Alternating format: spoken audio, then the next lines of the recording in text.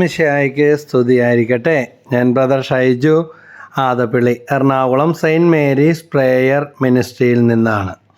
ഈശോയിൽ സ്നേഹമുള്ളവരെ, ഇന്ന് സമൂഹം ഫേസ് ചെയ്തുകൊണ്ടിരിക്കുന്ന ഒരു വലിയ പ്രശ്നങ്ങളിൽ ഒന്ന് മക്കളുടെ വിവാഹം നടക്കാനുള്ള തടസ്സങ്ങൾ. അതിൽ രണ്ടാമത്തെ കാര്യം അതുമായിട്ട് ബന്ധപ്പെട്ടത് കുഞ്ഞുങ്ങളുണ്ടാകാത്ത അവസ്ഥകൾ. അപ്പോൾ ഇത് രണ്ടും ബന്ധപ്പെട്ട് കിടക്കുന്ന ഒരു മേഖലയാണ്. അപ്പോൾ ഇതിലെ രണ്ടാമത്തെ കാര്യത്തിൻ്റെ പ്രധാന കാരണം ആദ്യത്തെ കാരണത്തിൻ്റെ വന്ന അലംഭാവമാണ്. അതായത് പലരും മൂത്തുമരഞ്ഞ് കല്യാണപ്രായമൊക്കെ കഴിഞ്ഞ് ഒരു സന്താന ഉൽപാദന സാധ്യതകളിലൊക്കെ ഒരു മങ്ങൽ അല്ലെങ്കിൽ ഒരു ഫ്രിജിഡിറ്റി വന്ന അവസ്ഥകളിലാണ് വിവാഹ ജീവിതത്തിലേക്ക് കടന്നു വരുന്നത്. എല്ലാ തിരക്കും എല്ലാ ഉത്തരവാദിത്വവും എല്ലാം കഴിഞ്ഞിട്ട് അവസാനം അതായത് എന്താ പറയുന്നത്, വൃത്തിരോഗം എന്നൊക്കെ പറയുന്നത് പോലെ അതുവരെ അതും ഇതും എല്ലാം കുഴപ്പം കുറവ് കുറ്റം ഒന്ന് സ്റ്റാൻഡായിട്ട് ചെയ്യാമെന്ന് പറയും. അത് തെറ്റൊന്നുമല്ല. പക്ഷേ എല്ലാ തിരക്കുകളുടെ ഇടയിലൂടെ അത് നിറവേറ്റിക്കൊടുക്കേണ്ട മാതാപിതാക്കൾ പക്വത വന്നിട്ടില്ല, സമയമായിട്ടില്ല എന്നൊക്കെ പല കാരണങ്ങൾ. മക്കൾ എപ്പോഴും മാതാപിതാക്കൾക്ക് മക്കൾ തന്നെയാണ്. അവർ ചെറുതാണെന്നും പറഞ്ഞ് ഇരിക്കും. പക്ഷേ ഞങ്ങളോടൊക്കെ പല മക്കളും സങ്കടത്തോടെ വന്ന് പറയുന്ന കാര്യം ഇതാണ്: മാതാപിതാക്കൾക്ക് ഇപ്പോഴും ഇതിന് ഒരു മുൻകൈയില്ല. എൻ്റെ സ്വന്തം കല്യാണത്തിന് ഞാൻ തന്നെ എത്ര ശ്രമിക്കും, അവർക്കൊരു ചൂടില്ല. അവർ പറയുന്ന ഇതാണ്, പണ്ടത്തെ പോലെ ബ്രോക്കറില്ല, അല്ലെങ്കിൽ ആരോട് പറയാനാണ്, രജിസ്റ്റർ ചെയ്യേണ്ട സ്ഥലത്തൊക്കെ രജിസ്റ്റർ ചെയ്തിട്ടുണ്ടെന്ന് പറഞ്ഞ് അവരിങ്ങനെ കൈ കഴുകുന്ന അവസ്ഥ. അവർക്ക് വിചാരമില്ല എന്നല്ല, എല്ലാ കുറ്റവും മാതാപിതാക്കളുടെ പുറത്ത് വെക്കുകയല്ല.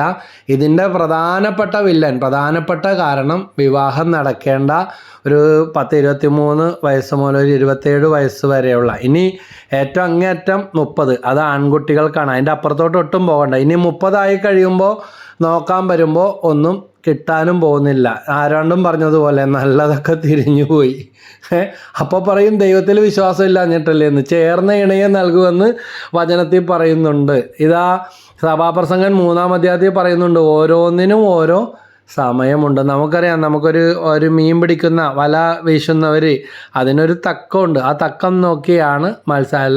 എല്ലായ്പ്പോഴും വീശിയാൽ, എല്ലായ്പ്പോഴും ചൂണ്ടയിടാൻ പോയാലൊന്നും മീൻ കിട്ടത്തില്ല. അപ്പോൾ അതിൻ്റെ ആ ജോലി ചെയ്യുന്നവർക്ക് അതിൻ്റെ ആ തക്കം നോക്കി കാര്യങ്ങൾ ചെയ്യാൻ അറിയാം. ഇതുപോലെ വിത്ത് വിതക്കുമ്പോഴും വരണ്ടു ഉണങ്ങിക്കിടക്കുന്ന, ഒന്നിനും പറ്റാത്ത അല്ലെങ്കിൽ മുളക്കാൻ സാധ്യതയില്ലാത്ത കാലഘട്ടത്തിലല്ല വിത്ത് വിതയ്ക്കുന്നത്. അതിന് ആവശ്യമായ ഫലപുഷ്ടിയും നനവും ഈർപ്പതെല്ലാം മണ്ണിന് ഉള്ളത് കണക്കാക്കിയാണ് ഉഴുതുമറിച്ച് വിത്ത് വിതയ്ക്കുന്നത്. ഇതുപോലെ ഈ ഭൂമിയിൽ എല്ലാത്തിനും ഒരു സമയമുണ്ട്, ഒരു പക്വതയും ഒരു പാകതയുണ്ട്. എന്ന് പറഞ്ഞ് ശൈശവവിവാഹം ബാല്യവിവാഹം നടത്തണമെന്നല്ല ഈ പറയുന്നത്. ആ സമയാസമയങ്ങളിൽ തിരിച്ചറിഞ്ഞ്, ഇന്ന് ഒരുപാട് പേര് സങ്കടം പറയുന്നുണ്ട്, അവരുടെ കൂടെ പോയി ഇവരുടെ കൂടെ ഇറങ്ങിപ്പോന്ന്. ഇതിൻ്റെയൊക്കെ പ്രധാന കാരണം മക്കൾക്ക് ഉണ്ണാനും ഉടുക്കാനും എല്ലാം പഠിപ്പിക്കാനും എല്ലാം കൊടുക്കുന്നുണ്ടാകാം. പക്ഷേ അവരുടെ ഹാബിറ്റ്, അവരുടെ ആ ചലനങ്ങൾ മനസ്സിലാക്കിക്കൊണ്ട് നമുക്ക് ഇടപഴകാൻ എന്നതിൽ പരാജയമുണ്ടാകുമ്പോഴാണ് പലപ്പോഴും ഫോൾട്ട് പറ്റുന്നത്. അവരുടെ ആ വളർച്ചയ്ക്കനുസരിച്ച് അവർക്കൊപ്പം നിന്ന് ചിന്തിക്കുവാനായിട്ട് ഇങ്ങനെ പറയും, മത്തായിയെ കണക്ക് പഠിപ്പിക്കണമെങ്കിൽ കണക്ക് മാത്രം പഠിച്ചാൽ പോരാ, മത്തായിയെ കൂടെ പഠിക്കണം എന്ന് പറയും. അതുപോലെ തന്നെ ഇന്നത്തെ തലമുറ ഭയങ്കര പാടാണ്. അവരെ പഠിച്ചെടുക്കാൻ തന്നെ നമുക്ക് പാടാണ്. പഠിച്ചു വരുമ്പോഴേക്കും അവരവരുടെ വഴി നോക്കിയിരിക്കും. അപ്പോൾ അവരുടെ ആ തലത്തിലേക്ക്, അതായത് ബൈബിളിൽ നമ്മൾ കാണുന്നുണ്ട്, ദൈവം മനുഷ്യനായി അവതരിച്ചിട്ടാണ് പാപം മൂലമുള്ള മനുഷ്യൻ്റെ ശിക്ഷ അവിടുന്ന് ആ മനുഷ്യ ശരീരത്തിൽ ആ കുരിശിൽ അവിടെ നിന്ന് ഏറ്റെടുത്തത്. ഇതുപോലെ ഏറുപിടിച്ച് വലിയ മസൽമാനായി നടക്കുന്ന കൊമ്പമീശക്കാരൻ അപ്പനും, അല്ലെങ്കിൽ അപ്പ മരിച്ചുപോയി ഞാനെന്ത് ചെയ്യാനാ, ഞാനൊരു വിധവയല്ലേ എന്ന് പറഞ്ഞ് നടക്കുന്ന അമ്മയും, അല്ലെങ്കിൽ അപ്പനും ഉത്തരവാദിത്വം ഇല്ല ഞാനായിട്ട് എന്ത് ചെയ്യാനാ എന്ന് പറയുന്ന അമ്മയും, ഇനി ഞങ്ങൾ രണ്ടുപേരും പറഞ്ഞ് അവർ കേൾക്കുന്നില്ല എന്ന് പറയുന്ന പരാതിക്കാരായ മാതാപിതാക്കളും. അങ്ങനെയൊന്നുമല്ല നമ്മൾ നീങ്ങേണ്ടത്. ജീവിതത്തിൽ എല്ലാ കാര്യങ്ങളിലും ഉചിതമായ സമയത്ത് തീരുമാനം എടുക്കുന്നത് പോലെ ഉചിതമായ സമയത്ത് എല്ലാം നടന്നതുപോലെ നടക്കും.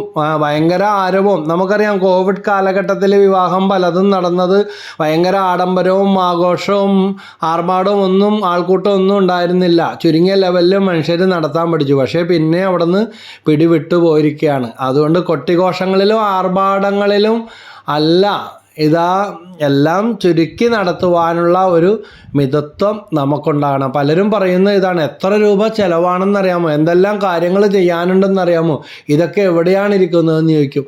അതുപോലെ തന്നെ നമുക്കൊന്ന് ചുരുക്കി നടത്താൻ തീരുമാനിച്ചാൽ ഉള്ളത് കൊണ്ട്, ഓണം പോലെ എന്ന് പറയുന്നത് പോലെ ഉള്ളത് കൊണ്ട് സമയത്ത് മക്കളെ ഇറക്കി വിടാനായിട്ട് സാധിക്കും. ഇല്ല എങ്കിൽ എന്താ സംഭവിക്കുന്നതെന്ന് നമുക്ക് അറിയില്ല. വർഹോളിക്കായിട്ടുള്ള അപ്പൻ ജോലി ജോലി ജോലി ജോലി, അതെന്ത് സംഭവിച്ചു? മകൾ ആരുടെയോ കൂടെയോ ഇറങ്ങിപ്പോന്നു അല്ലെങ്കിൽ ഇറങ്ങിപ്പോയി. കാരണം അയാൾ പറയും ഞാൻ കഷ്ടപ്പെട്ടത് മുഴുവൻ കുടുംബത്തിന് വേണ്ടിയാണ്, കടമില്ലാതെ കുടുംബം കൊണ്ടുപോയി എന്ന് പറയും. പക്ഷേ ഇതാ പരസ്പരം സ്നേഹപ്രകടനം, അവരുടെ ഹൃദയവിചാരങ്ങളൊക്കെ അറിഞ്ഞ് പെരുമാറുവാനായിട്ട് നമുക്ക് സാധിക്കുന്നുണ്ടോ? അപ്പോൾ സങ്കീർത്തനം 127 4-5 വാക്യത്തിൽ പറയുന്നുണ്ട്, യൗവനത്തിൽ ജനിക്കുന്ന മക്കൾ യുദ്ധവീരൻ്റെ കയ്യിലെ അസ്ത്രങ്ങൾ പോലെയാണ്, അവ കൊണ്ട് ആവനാഴി നിറക്കുന്നവൻ ഭാഗ്യവാൻ. നഗര കവാടത്തിങ്കൽ വെച്ച് ശത്രുക്കളെ നേരിടുമ്പോൾ അവന് ലജ്ജിക്കേണ്ടി വരികയില്ല. മക്കളെന്ന് പറഞ്ഞാൽ ഒരു അസറ്റാണ്. അപ്പോൾ വിവാഹം കഴിക്കുന്ന ഈ മക്കളും ഓർക്കുക, മൂത്തു മറിഞ്ഞ് ഒന്നിനും പറ്റാതെ ആവുമ്പോൾ മൂരാച്ചി പിടിച്ച, അയ്യോ അങ്ങനത്തെ ഭാഷയൊക്കെ ഉപയോഗിക്കുന്നതിൽ ക്ഷമിക്കണം, മൂരാച്ചി പിടിച്ച അല്ലെങ്കിൽ ഗൗരവപ്രവൃത്തക്കാരായ മക്കളെയല്ല, നിഷ്കളങ്കരായ കുഞ്ഞുങ്ങളെയാണ് നമ്മൾ ജന്മം കൊടുക്കേണ്ടത്. ഇതാ ചെറിയ ആളും വലിയ വായും ആർക്കും ഇഷ്ടപ്പെടില്ല. ചില കുട്ടികളെയൊക്കെ കണ്ടിട്ടുണ്ട്. കാരണം എന്താ? കാരണവന്മാരൊക്കെ അവരുടെ നിഷ്കളങ്കതയും മാധുര്യവും എല്ലാം പോയി മൂത്തു മരഞ്ഞപ്പോൾ കല്യാണം കഴിച്ചു. ചിലപ്പോൾ ചികിത്സ ചെയ്തോ അല്ലാതെയോ ദൈവഭാഗ്യം കൊണ്ട് കുഞ്ഞുങ്ങളുണ്ടായി. അപ്പം ഈ കുഞ്ഞുങ്ങളുടെ വായിൽ നിന്ന് വന്നത് ഇങ്ങനെ വലിയ ആളുകൾ സംസാരിക്കുന്നത് പോലെ അവർക്ക് ചിലപ്പോൾ ഇഷ്ടപ്പെടുമായിരിക്കും. മറ്റുള്ളവർക്കെല്ലാം അത് ഉൾക്കൊള്ളാനോ കുട്ടികളെ കുട്ടികളായിട്ട് കാണാനോ എല്ലാവരും ആഗ്രഹിക്കുന്നു, ഇഷ്ടപ്പെടാനും സാധിക്കത്തില്ല. അപ്പം ഇതിനെല്ലാം നമ്മുടെ ആ മാധുര്യവും ആ യൗവനത്തിൻ്റെ തുടിപ്പും നിഷ്കളങ്കതയൊക്കെ നഷ്ടപ്പെടുന്നതിന് മുൻപ് വിവാഹ ജീവിതത്തിലേക്ക് ആണായാലും പെണ്ണായാലും കടന്നു വന്നാൽ മാത്രമേ ആ കുഞ്ഞുങ്ങളെയൊക്കെ കൊഞ്ചിക്കാനും ലാളിക്കാനും അതിൻ്റെ പക്വതയിലും പാകതയിലും വളർത്തിയെടുക്കാനായിട്ട് സാധിക്കൂ. ഭയങ്കര ഓഫീസർമാരായിട്ട് നടക്കുമ്പോൾ പിള്ളേർ ഓഫീസർമാരായിട്ട് നടക്കും. ഞാൻ ഓർക്കുകയാണ്, ഒരു സഹോദരി പറഞ്ഞത്, എൻ്റെ ദൗർഭാഗ്യം കൊണ്ട് ഞാനൊരു കുടുംബത്തിൻ്റെ കൂടെ വേളാങ്കണ്ണി പോകാനിടയായി. ഒരു നേർച്ച ഉണ്ടായത് കൊണ്ടാണെന്ന് അവർ പറഞ്ഞു. അവർ പോകുന്നു എന്ന് പറഞ്ഞപ്പോൾ അങ്ങനെ ചോദിച്ചപ്പോൾ എന്നാൽ പോന്നോളാൻ പറഞ്ഞു. ഈ സഹോദരി പറഞ്ഞ ഇതാണ്, ഇവിടെ നിന്ന് വേളാങ്കണ്ണിയിലോട്ടും തിരിച്ചും ഒരു തീർത്ഥയാത്രയാണ് പോകുന്നത്. പ്രാർത്ഥനയും ഭക്തിയൊക്കെ നല്ലതാണ്. പക്ഷേ ഇത് അങ്ങനെ ഒന്നും കാണാനില്ല. വീട്ടിലുള്ള ആരും തമ്മിൽ ഒരു മിണ്ടാട്ടം അങ്ങോട്ടുമില്ല ഇങ്ങോട്ടുമില്ല. ഇങ്ങനെ ബലൂൺ ഏറ് നിറച്ച ബലൂൺ കെട്ടിയിട്ടിരിക്കുന്നത് പോലെ എല്ലാവരും ഇങ്ങനെ ഏറ് പിടിച്ച് ഇവർ തമ്മിൽ എന്തോ വഴക്കാണെന്ന് തോന്നുന്നു. വഴക്കൊന്നുമില്ല, ആ കുടുംബത്തിലെ രീതി ഇതാ. വലിയ ഓഫീസർമാരുടെ പോലെ വലിയ ഫോഴ്സ് സൈന്യർ നടക്കുന്നത് പോലെ ഇങ്ങനെ മസിൽ പിടിച്ച് നടക്കുന്ന അപ്പനും അമ്മയും അതുപോലെ നടക്കുന്ന മക്കളും. അപ്പോൾ ഞാൻ അതിശയിച്ചു പോയി. എൻ്റെ ഏറ്റവും ഇൻറ്റിമേറ്റ് ഒരു കുടുംബമാണ്. പക്ഷേ ഇവരുടെ കുടുംബജീവിതത്തിൽ ഇങ്ങനെയാണല്ലോ, ഒരു മാധുര്യമില്ലല്ലോ എന്നോർത്ത് ഞെട്ടിപ്പോയി. എൻ്റെ ദൈവമേ, ഞാൻ എൻ്റെ പിടിവിട്ടു പോയെന്ന് പറഞ്ഞ് ഇവരെങ്ങനെ ജീവിക്കണം എന്ന് ഓർത്തു. ഒരു സ്നേഹപ്രകടന സംസാരങ്ങളോ ഒരു മാധുര്യമോ ഒരു കൊഞ്ചലോ കുഴയലോ ഒന്നുമില്ല. എല്ലാവരും ഇങ്ങനെ ഏറ് നിറച്ചതുപോലെ ഇരിക്കുന്ന അവസ്ഥ. ഇതൊക്കെ സംഭവിക്കുന്നത് എവിടെയായി? ഒരുപാട് എല്ലാം കഴിഞ്ഞിട്ട് കല്യാണം നടക്കാനിരിക്കുമ്പോൾ സംഭവിക്കുന്ന ഗൗരവവും ആവശ്യത്തിൽ കൂടുതലുള്ള പക്വതയും, അല്ലെ, ശിശുഭാവം, പക്വഭാവം, പിതൃഭാവം എന്നിങ്ങനെ 3 ഭാവങ്ങൾ നമ്മുടെ വിഷയം ഇപ്പോൾ ഇതല്ല, ഒരു മനുഷ്യനിലുണ്ട്. അപ്പോൾ പക്വതയും പാകതയും അനുസരിച്ച് നിലനിൽക്കാത്തത് കൊണ്ടാണ് എല്ലാത്തിലും ഓവർ ഗൗരവത്തിലേക്ക് കടന്നു വരുന്നത്. ഇത് തന്നെയാണ് വിവാഹത്തിലേക്ക് കടന്നു വരുന്നതിന് തെറ്റായ തീരുമാനങ്ങൾ എടുക്കാൻ പലർക്കും കാരണക്കാരായി തീരുന്നത്. അതുപോലെ തന്നെ രണ്ടാമത്തെ കാര്യമാണ്, യോബിൻ്റെ പുസ്തകത്തിൽ ബൈബിളിൽ നമ്മൾ കാണുന്നു 1-ാം അധ്യായം 5-ാമത്തെ വാക്യത്തിൽ കാണുന്നൊരു കാര്യമുണ്ട്. മക്കൾ വിരുന്ന് സൽക്കാരങ്ങൾ കഴിയുമ്പോൾ പാപം ചെയ്തിട്ടുണ്ടാകാം എന്ന് കരുതി അവർക്ക് വേണ്ടി പരിഹാരം ചെയ്ത് ബലിയർപ്പിച്ചു പ്രാർത്ഥിക്കുന്ന ദൈവദാസൻ ജോബ്. ഓരോ അപ്പനും അമ്മയും ഇനി അവർ കട്ടായം പിടിക്കുകയാണ്, കല്യാണം വേണ്ട, കല്യാണം കഴിച്ചില്ലെങ്കിൽ എന്താ, അവരായിട്ട് മസിൽ പിടിക്കണ്ട, എതിരിടണ്ട, പ്രകോപിപ്പിക്കണ്ട, എന്ത് ചെയ്യണം? അപ്പനും അമ്മയും ഉപവസിച്ച് അവർക്ക് വേണ്ടി പരസ്പരം കുറ്റപ്പെടുത്താതെ ബലിയർപ്പിച്ച് പ്രാർത്ഥിക്കും. ഒരു 30 ദിവസം വിശുദ്ധ കുർബാന കണ്ട് കാഴ്ചവെച്ച് ആഴ്ചയിൽ ഒരു നേരമെങ്കിലും ഉപവസിച്ചൊന്ന് പ്രാർത്ഥിക്കുക, കുമ്പസാരിച്ച് കുർബാന സ്വീകരിക്കുന്നവരാകുക.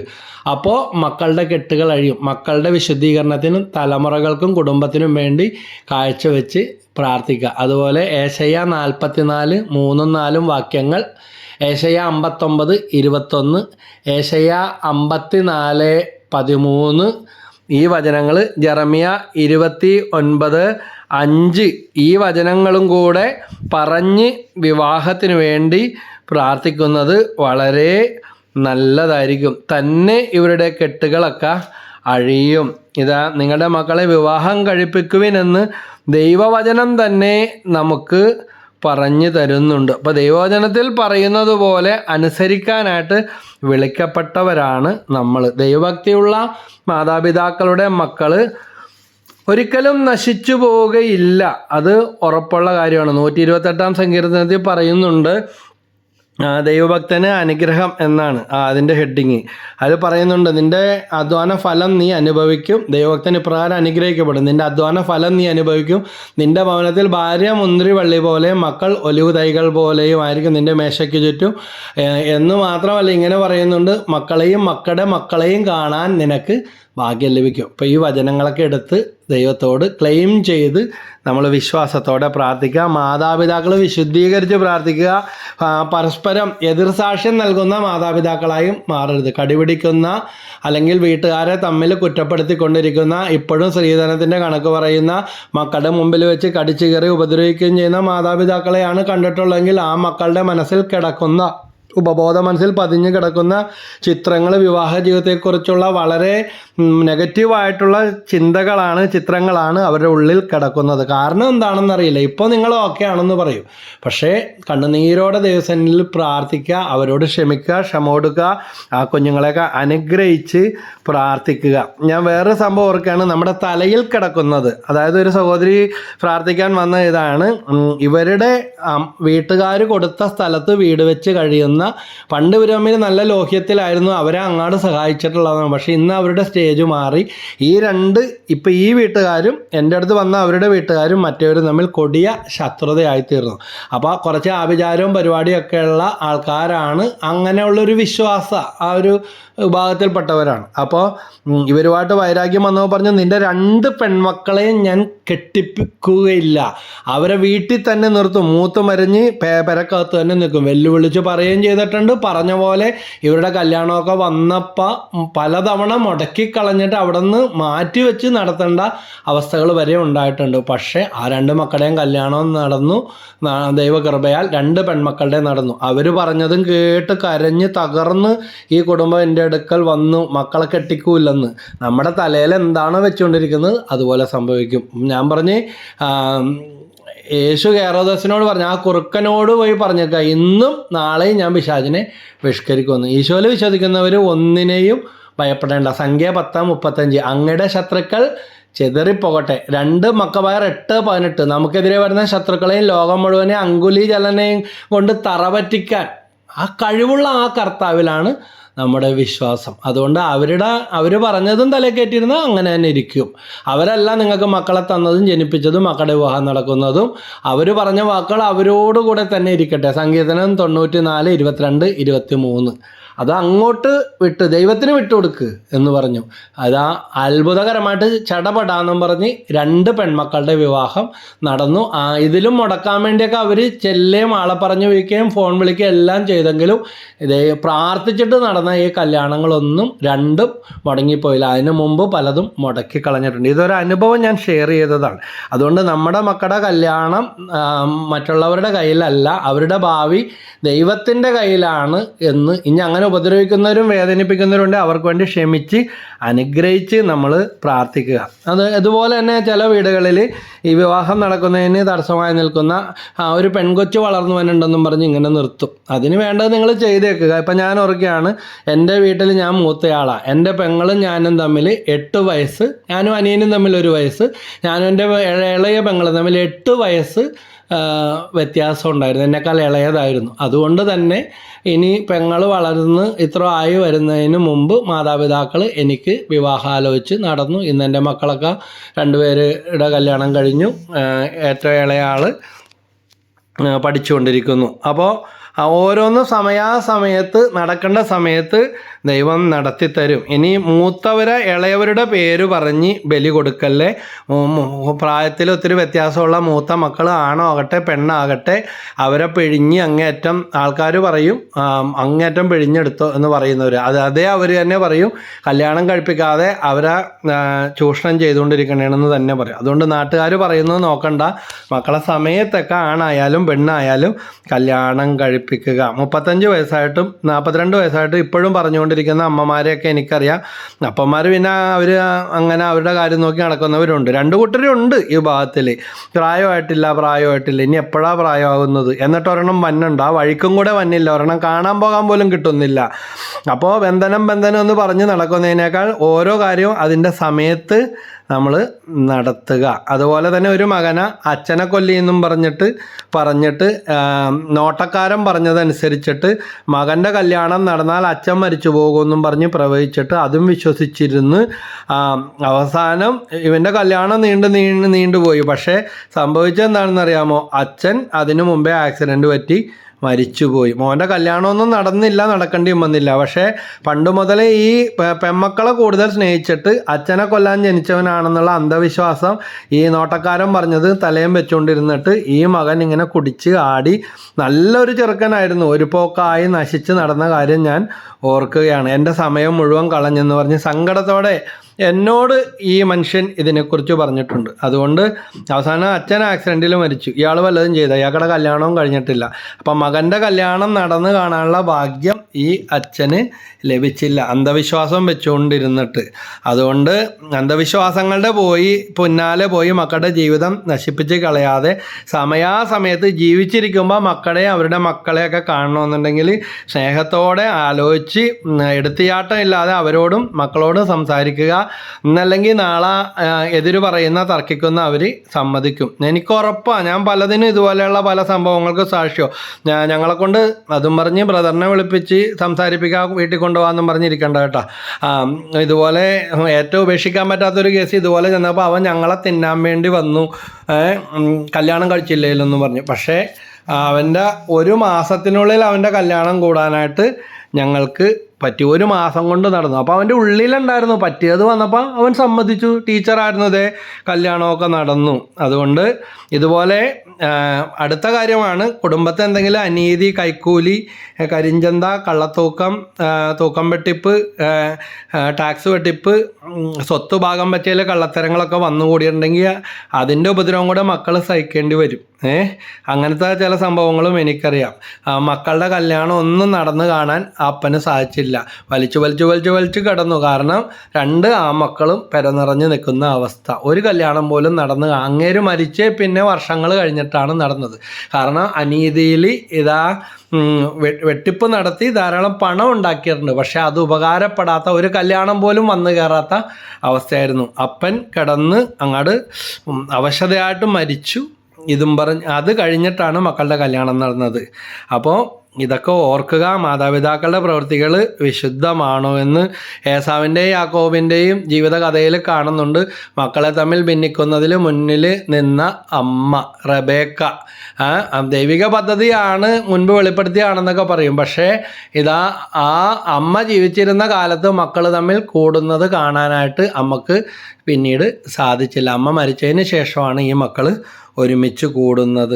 അതുകൊണ്ട് അപ്പനെയും തെറ്റിദ്ധരിപ്പിക്കാൻ അമ്മ കൂട്ടുനിന്നു. അത് ഇങ്ങനെയുള്ള മക്കളെ പലതട്ടിൽ കാണുന്ന സ്വഭാവം, വേറുകൂറോടെ കാണുന്ന സ്വഭാവം, ആൺമക്കളെ കൂടുതൽ ഇഷ്ടം, പെണ്ണുങ്ങളെ കണ്ടുകൂടാ, അവസാനം അവർ കൊണ്ടുപോയി നോക്കേണ്ട അവസ്ഥ ഉണ്ടാവും. അങ്ങനത്തെ കഥകൾ പറയാം. അതുകൊണ്ട് ഇതെല്ലാം മനസ്സിലാക്കി സമയാസമയത്ത് പക്വതയോടെ ഉള്ള ധ്യാനകേന്ദ്രവും പ്രാർത്ഥന മുഴുവൻ കയറി ഇറങ്ങി നിരങ്ങുന്നുണ്ട്. ഇനിയും അവിടെ പോകണം ഇവിടെ പോകണം ബന്ധനമാണെന്ന് പറയുന്നുണ്ട്. അതിനു മുമ്പ് ഇതാ രോഗം അറിഞ്ഞ് ചികിത്സിക്കുക. കാലുവേദനയുള്ളവന് തലവേദനയുടെ മരുന്ന് കഴിപ്പിച്ചിട്ട് കാര്യമില്ലല്ലോ. അതുകൊണ്ട് കുടുംബത്തിൽ സമാധാന അന്തരീക്ഷം കാത്തു സൂക്ഷിക്കുക. മക്കളോട് സ്നേഹത്തോടും പക്വതയോടും വിശുദ്ധിയോടെ പെരുമാറുക. പ്രായമായി എന്ന് പറഞ്ഞ് പിടിച്ചു നിർത്തുന്ന പരിപാടിയൊക്കെ, പ്രായമായില്ല എന്നൊക്കെ പറഞ്ഞ് നിർത്തുന്ന പരിപാടിയൊക്കെ കുഴപ്പമാണ്. അത് വന്ധ്യതയ്ക്കും പിന്നെ അപ്പോഴേക്കും വല്ല പ്രഷറാ കൊളസ്ട്രോളാ ഷുഗറൊക്കെ പൊങ്ങാൻ തുടങ്ങും. അവരുടെ വിവാഹ ജീവിതം പോലും ഒരു മരവിച്ച അവസ്ഥയായിത്തീരും. അതിൻ്റെ മാധുര്യമൊക്കെ നഷ്ടപ്പെടും. അതുകൊണ്ട് പ്രിയപ്പെട്ട മാതാപിതാക്കളെ, പ്രായവും പക്വതയും അനുസരിച്ച് ദൈവം നമ്മളെ ഏൽപ്പിച്ച വലിയൊരു ഉത്തരവ്, 127 സംഖ്യത്തെ ഉദരഫലം ദൈവത്തിൻ്റെ ദാനം, മക്കൾ ദൈവത്തിൻ്റെ സമ്മാനം. ഈ ഗ്ലാസ്സിൽ ചില്ലുകുപ്പിയിൽ അതിൻ്റെ പാക്കറ്റിലൊക്കെ എഴുതി ഫ്രാഗിൽ വിത്ത് കെയർ അല്ലേ, എന്താണ് സൂക്ഷിച്ച് കൈകാര്യം ചെയ്യുക, അല്ലെങ്കിൽ അത് പൊട്ടിപ്പോകും എന്ന് എഴുതിയിട്ടുണ്ട്. അപ്പോൾ എത്ര ഭദ്രമായിട്ട് കെട്ടിയാലും സൂക്ഷിക്കണമെന്ന് എഴുതിയിട്ടുണ്ട്. ഇതുപോലെ തന്നെയാണ് നമ്മളെ ഏൽപ്പിക്കപ്പെട്ടിരിക്കുന്ന മക്കളെ. അവർ പറയുന്നത് മുഴുവൻ കേട്ട് അനുസരിക്കാൻ നിന്നിട്ട് കാര്യമില്ല. അന്ന് ബലപ്രയോഗവും തെറിയും തർക്കവും പറയാനല്ല, സ്നേഹത്തോട് നമ്മൾ മാതൃക കൊടുക്കുക, പക്വതയോടും ഭവ്യതയോടും കൂടി പെരുമാറുക, സമയാസമയത്ത് ചെയ്യേണ്ട കാര്യങ്ങൾ ചെയ്യാനുള്ള രീതിയിൽ ട്യൂൺ ചെയ്ത് മക്കളെ വളർത്തുക. നമ്മൾ കാശ് കൊടുത്ത റേഡിയോ ആയാലും നമ്മളത് നല്ല രീതിയിൽ ട്യൂൺ ചെയ്ത് വെച്ചാലേ TV ആയാലും പൊട്ടും പൊടിയും ഇല്ലാതെ പതർച്ചയില്ലാതെ നമുക്ക് കേൾക്കാനായിട്ട് പറ്റും. ഇതുപോലെ തന്നെയാണ് നമ്മുടെ കുടുംബജീവിതം. ഈ പുതുവർഷത്തിൽ മംഗളകാര്യങ്ങൾ നിങ്ങളുടെ കുടുംബത്തിൽ നടക്കട്ടെ, അതിനുവേണ്ടി പ്രാർത്ഥിക്കുന്നു. വചനമൊക്കെ വെച്ച് ഈ കേട്ട വചനങ്ങൾ എടുത്ത് പ്രാർത്ഥിക്കുക, വിവാഹ ആലോചനകൾ നടത്തുക, അന്വേഷിക്കുക. സമയമാവുമ്പോൾ ആവശ്യമായതൊക്കെ വന്നോളും. എല്ലാം തേടി വെച്ചിട്ട് ഒരിക്കലും നടക്കത്തില്ല. ഞാൻ ഓർക്കുക, എൻ്റെ പെങ്ങളുടെയൊക്കെ വിവാഹം നടക്കുന്ന സമയത്ത് ഓട്ടക്കാലണയാണ്, അല്പസ്വല്പമൊക്കെ എന്തെങ്കിലുമൊക്കെ ഉണ്ട്, പക്ഷെ ആ സമയമായപ്പോൾ എല്ലാം ഭംഗിയായിട്ട് നടന്നു. അതുപോലെ എൻ്റെ മകളുടെ വിവാഹത്തിൻ്റെ കാര്യങ്ങളിലും പറഞ്ഞു. ഇതുപോലെ തന്നെ വിവാഹം കഴിക്കുന്നവരുടെ വീട്ടിൽ നിന്ന് ഒത്തിരി സപ്പോർട്ടുണ്ടായി. നിങ്ങൾ ടെൻഷനൊന്നും അടിക്കണ്ട,